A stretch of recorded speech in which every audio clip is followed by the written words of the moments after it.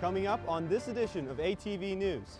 Possible gears up on the plane. They're trying to land. First responders came to the airport for a report of a plane with stuck landing gear. We'll show you how it came down. We should steer them in a way that benefit us, especially in education. Can ChatGPT write your essays or pass your exams? Find out if using AI is academic dishonesty. With a world like this ever be considered art? I'll show you how that's more than possible coming up. It's a good day on campus for a stroll. In weather, I'll tell you what day this week won't be. A USU softball pitcher broke the USU single game record for strikeouts. I'll tell you how many batters she sent back to the dugout. All that and more, this is ATV News.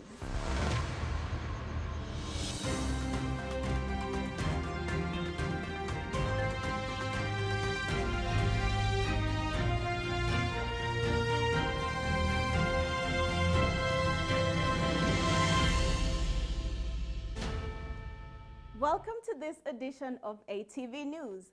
I'm Zahir Nasir. I'm here in the hallway just outside the studio where this poster advertising the Black History Museum bus still hangs. But the bus didn't show. One of the representatives from the museum say the bus driver had something going on. Organization like that, I think there was a lot of people involved in starting it. This student is learning about the Black Panther organization with the help of a NEMA museum representative. Other students and faculty stopped by the TSC to see some of the artifacts presented by both the NEMA Museum and the USU Library in honor of the Black History Month.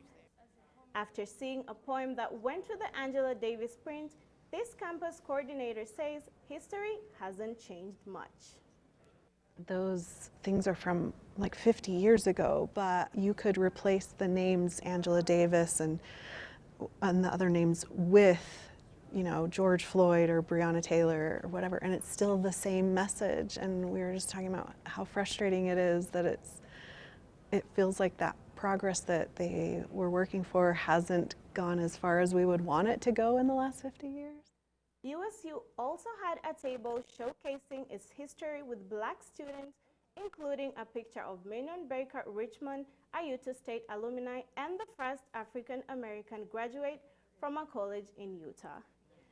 Representatives say the bus might come at a later event this month to showcase more historic artifacts. Back to you at the desk, Kai. Thanks, Zara. A USU plane had a malfunction with its landing gear while attempting to land. Logan City Fire and Police Departments, as well as Utah Highway Patrol, responded to a call around 8 p.m. on February 9th saying the plane's landing gear was not down. The plane circled the Logan Cache Airport as crews prepared on the runway.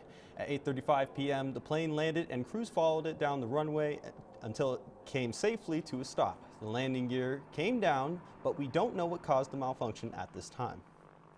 The International Space Station passes over your head every 90 minutes. Some students from Ridgeline High School spoke to one of the astronauts on board.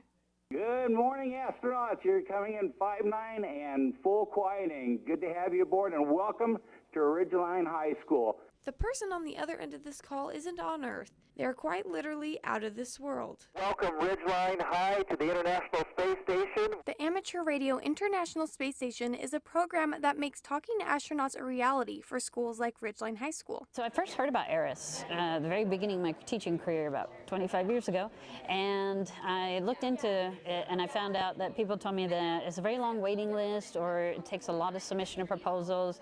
It's just not going to happen. But it did happen. ERIS says it's a once-in-a-lifetime activity, and Ridgeline was one of 9 schools selected to be a part of the program. To be an astronaut, that's what I really want to do, so this is like a very important one. Hi, my name is Andrew, and my question is, do you ever get claustrophobic? In order to make the call happen between Earth and space, ERIS set up radio communications with what they call ham radio, or amateur radio. Kitty, can you hear me? Yeah, Katie, I can. The Ridgeline Amateur Radio Club provided advanced equipment to connect the call. Once they were connected, they got to the right radio frequency, like we are right now. Then they called out to the astronauts until they were in range and started their communication. I thought it went really, really well. We were able to get through all of the questions that we had prepared, and we could hear everything really clearly. It was very exciting. Congratulations! The contact was a success. Smith says it was one of the clearest ISS contacts she has ever heard. She said tears were shed and childhood dreams came true. Katie Varga, ATV News. Vargas says in the little over 9-minute contact, 16 students were able to ask the astronaut questions. Artificial intelligence is revolutionizing how we interact on the web and in the classroom. I checked out how ChatGPT is creating new challenges for the university. USU students use tech like laptops or tablets every day for their degrees. But is that laptop advanced enough to do their homework for them? This is ChatGPT, an AI you talk to the same way you talk to a person. Give it a prompt like how to make a bowl of ramen and it'll give you directions to follow. Can this technology be abused to cheat your way through college? These are technologies. We cannot stop them. We cannot prevent people not using them, or we cannot control people. Article V1-1 of the USU Student Code says using or attempting to use or providing others with any unauthorized assistance in taking quizzes, tests, examinations, or any other academic exercise or activity is strictly forbidden. How do students feel about the use of ChatGPT? I think using it directly, copy and paste, would definitely be dishonesty. I think it could be used as a tool to kind of get a comprehensive summary of something that you might not understand really well. I could see myself using this to like research for assignments, but not like word for word copy what it is saying. If I was to copy and paste right off of this, yeah, I definitely think that counts as plagiarism. It might just be the future teacher in me coming out and saying this, but like I'm pretty firmly of the opinion that your own personal work needs to be your own personal work. As an AI language model, ChatGPT has the ability to generate human-like text and carry on conversations with users. While in many contexts this is incredibly useful, there are some dangers that should be taken into consideration. Dangers like believing that I wrote what I just said. I asked ChatGPT to write a paper about the dangers of itself, and that's what it gave me. So how are we supposed to verify what we see and read online was actually written by a real person? Technology also can be used in that way also for plagiarism detection. So we can use the like AI or machine learning basically to detect plagiarism. We can train some models that think, okay, this piece of thing is from ChatGPT.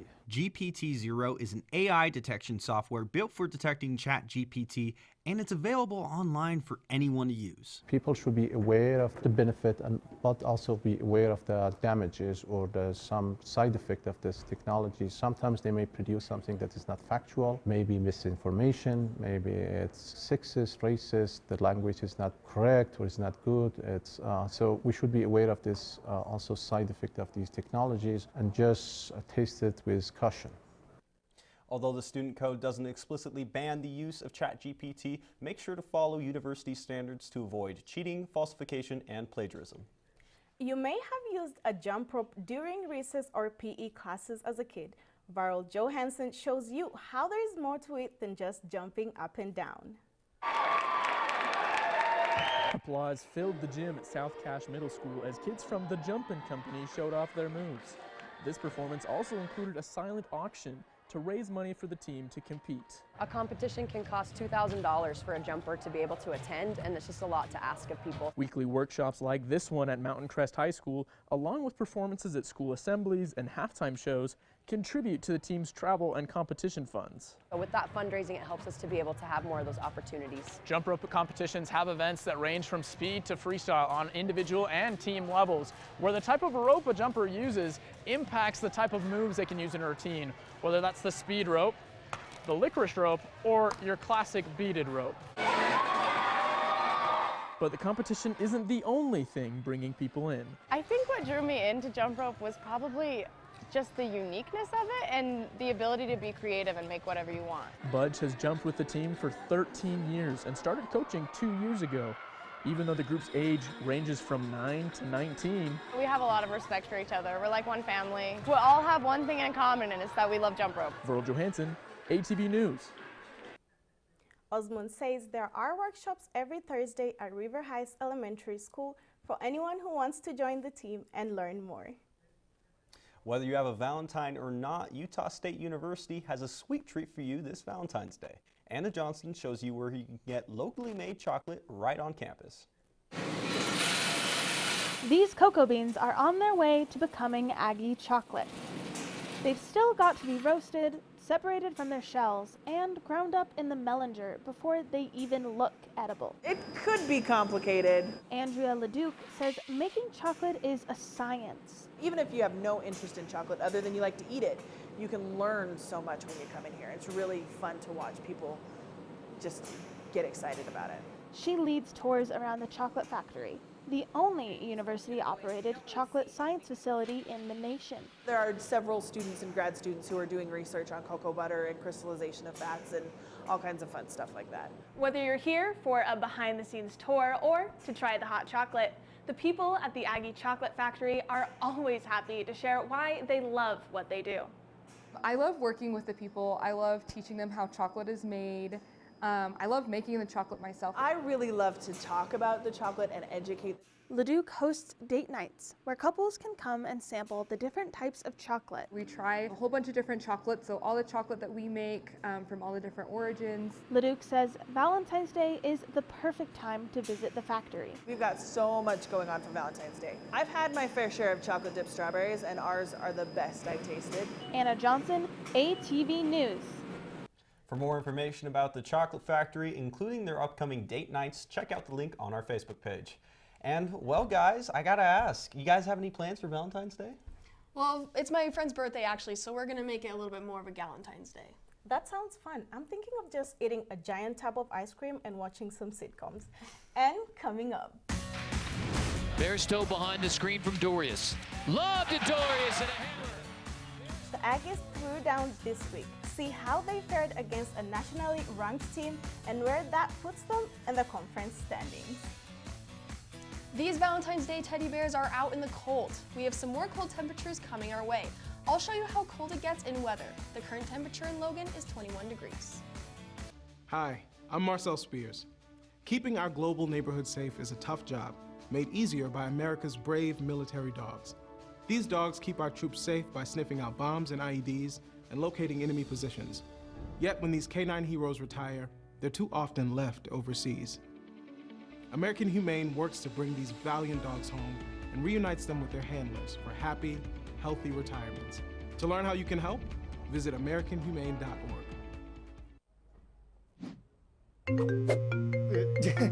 Hello. Mom, you gotta stop this. I'm in a library, okay? What could happen?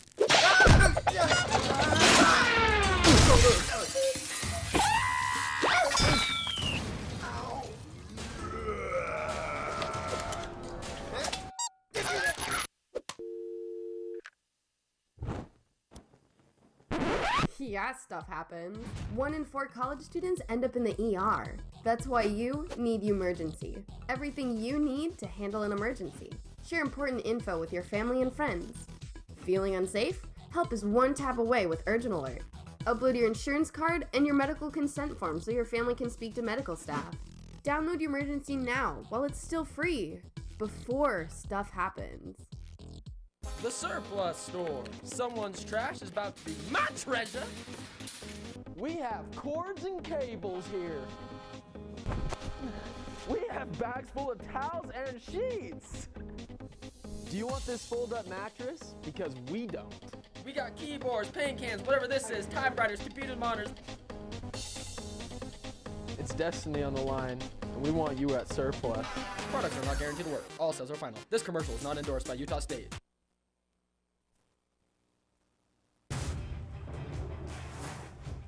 Welcome to ATV Weather. Let's take a look at our national radar. Now we have a few storm systems going on right now, but the biggest one is going northeast, and it was a pretty warm day today with highs of 50 around Kansas City and 40 around Minneapolis. So these states are just getting rainfall right about now.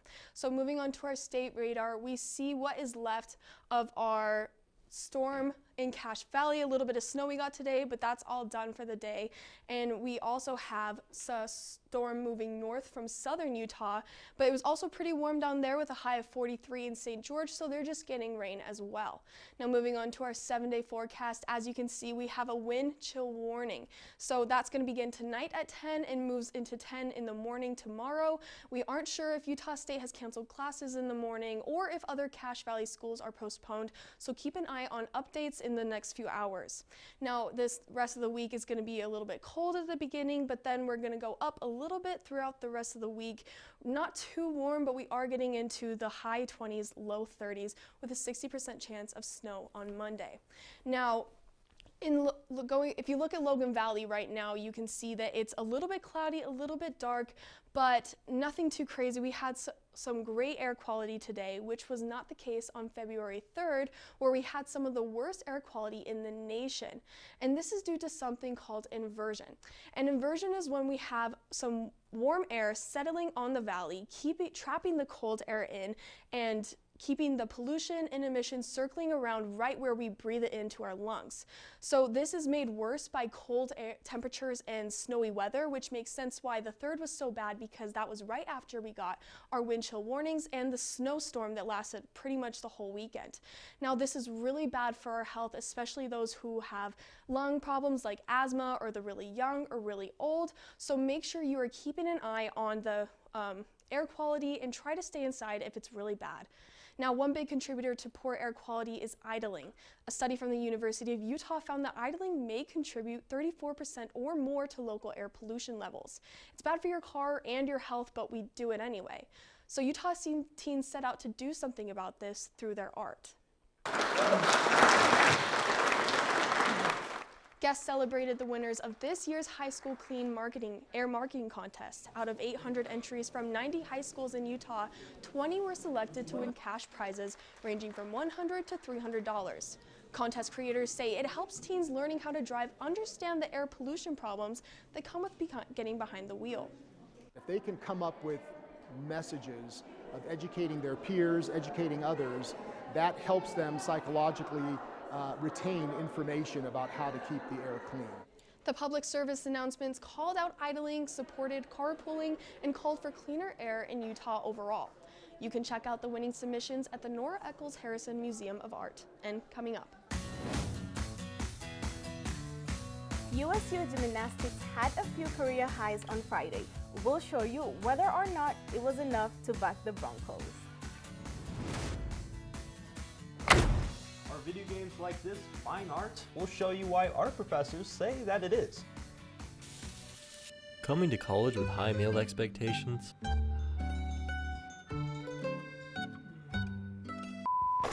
Oh, don't be fooled. No. Oh, Are your meal expectations not meeting reality? Let your meal expectations become your reality at USU Dining Services.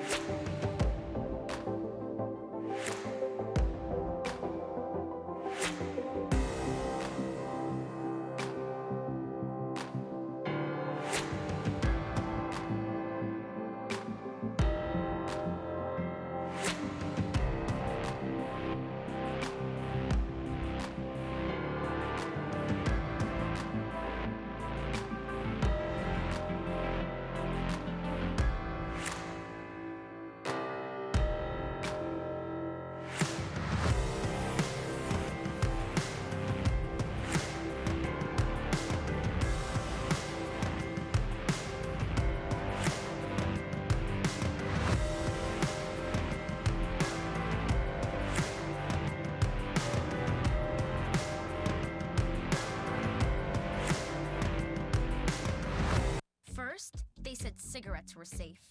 We know how that turned out. Now, they say they didn't market e-cigarettes to teens?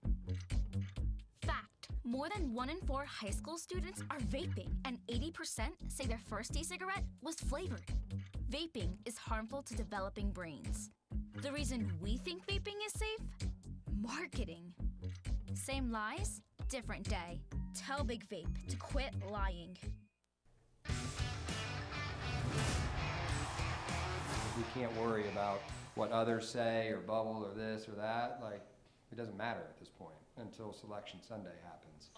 USU coach Ryan Odom said that about their chances to make the NCAA tournament after the game against San Diego State. Welcome to ATV Sports. I'm Noah Giles. USU handed out fake mustaches to mimic Stephen Ashworth and Taylor Funk, so I decided to join on the trend. Let's get to that game. The Aggies hosted 25th ranked San Diego State on Wednesday with a shot at knocking off a top 25 team for the first time since Nevada in 2019. Senior guard Matt Bradley came out firing in the first, hitting this step back over Stephen Ashworth in the first half. USU responded quickly with this backdoor pass to Ashworth from senior guard Sean Bairstow. Bairstow was second on the team with 4 assists in the game. Grad transfer Taylor Funk hit one of his patented 25-foot three-pointers, this one over the 6'10" center for the Aztecs. Once the camera finds him, he gives this hand signal as if to say, another round, they're on the house tonight. Ashworth got into the paint here, not his usual style, and got that scoop to go. Ashworth had 18 points on the night to lead the Aggies. But the Aztecs brought the D in the first half as Funk drives here and gets his shot swatted by the center there. Matt Bradley kept his first half hot streak going with this step back jumper. He led the Aztecs with 12 first half points and 18 for the game. Trevin Dorius said, anything you can do, I can do better with that block. He followed it up with this alley-oop dunk off the pass from Sean Bairstow. Dorius is averaging a quiet 6 points per game but leads the team in blocks. The Aggies went into the half down 44-28. Coming out of the half, they hit that three-pointer. That was Sean Bairstow there.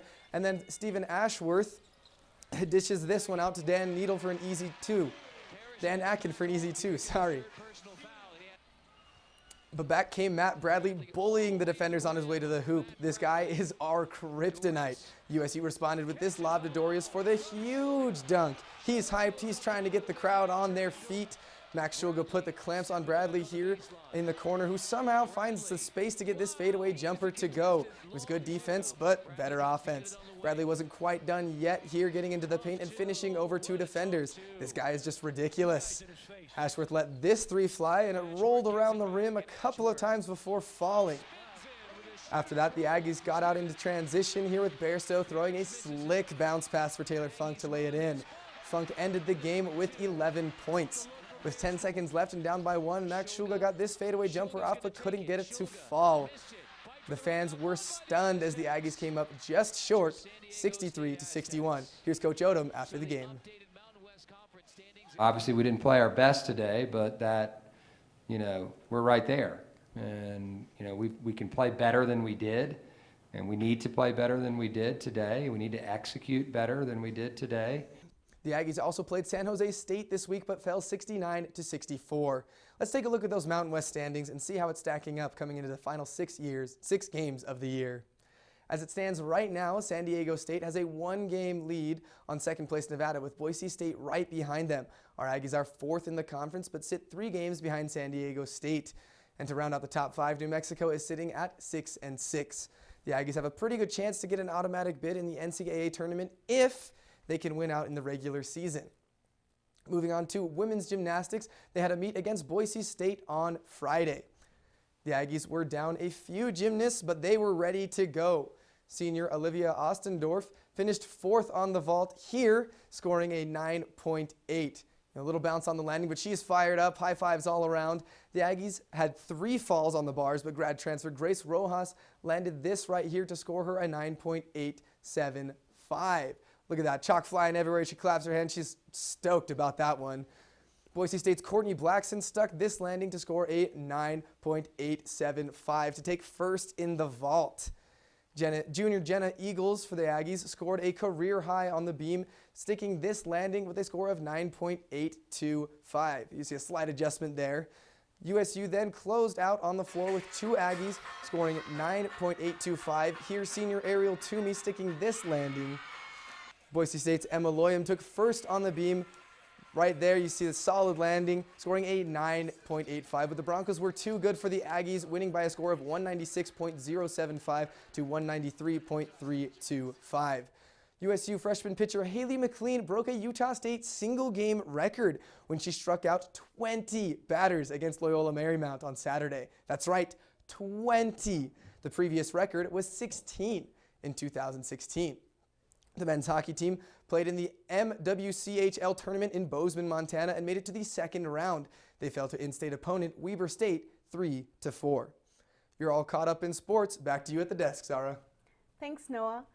Art is an experience, whether it's a painting, a movie, or even a video game. So how does game go from set a high score to engaging plot lines? Marcus Lamb booted up his console to find out. This is Pac-Man, an arcade classic and an icon for gaming. People are still fascinated by the sort of simple mechanics of this little art form, this little game that seems so simple on the surface, but nevertheless, after all, a couple of generations, people still find it interesting and fascinating. Pac-Man was released on May 22nd, 1980 by Namco. At the time, this was the pinnacle of gaming. These days, doesn't even come close. Video games have come a long way from the old Pac-Man and Galaga series. Some are even considered to be called works of art. By transporting gamers like you and me into a world just like this. With a click of a button and controller in hand, anybody can experience the game in motion. We're gonna get you to safety and go back for him, okay? Art is about experience. And by that definition, video games definitely fall into that category of art. Art plays a key role in video games. Concept art is used to design locations and characters in the game and help bring scenes like this to life. Just the 3D rendering of things, I think, is so impressive and so skillful and so considerate in how things are thought out. Storylines, characters, all of that stuff. And I think they're super influential. Video games can also bring back bygone eras. Assassin's Creed takes place in the Italian Renaissance, and Ghost of Tsushima takes place in feudal era Japan. But even if the clothes, the weapons, and the buildings are accurate, gamers get a lightly authentic experience. They want authenticity light, which isn't about accuracy or authenticity, it's about what they think authenticity or accuracy feels like. It's really easy to talk about art and to talk about video games in these terms like realistic or realism that gets us away from truly appreciating what they are, right, as representations. It makes it more difficult to appreciate them as an art form. Video games don't have Smithsonian museums, but a console more than suffices. Marcus Lamb, ATV News. Do you think video games should be considered art? Let us know by voting on the poll on our Facebook page. It's not as expensive as Disneyland, but it brought the same magic. The Family Place Utah added fun for the kids at their Princess and Prince party and fundraiser. Dressed like princesses in gowns and tiaras, these toddlers were ready for the fun to begin. They had 2 hours of getting autographs from people dressed like fairy tale characters, getting their faces painted, and matching braids with their favorite Disney princess. The tickets cost $20 for everything, and organizers say they were sold out from the morning session with over 300 kids. This is one of our greatest fundraisers of the year, and we want to do that in being able to provide a fun time for children to connect with their parent or their caregiver, but also to help us to provide our services all year round. The kids also took pictures with their families and the Disney characters. Thanks for joining us on this edition of ATV News. You can watch this and other editions on our Facebook page. We'll leave you with some clips from the Aggie Chocolate Factory. Have a happy Valentine's Day, Cache Valley. Mwah.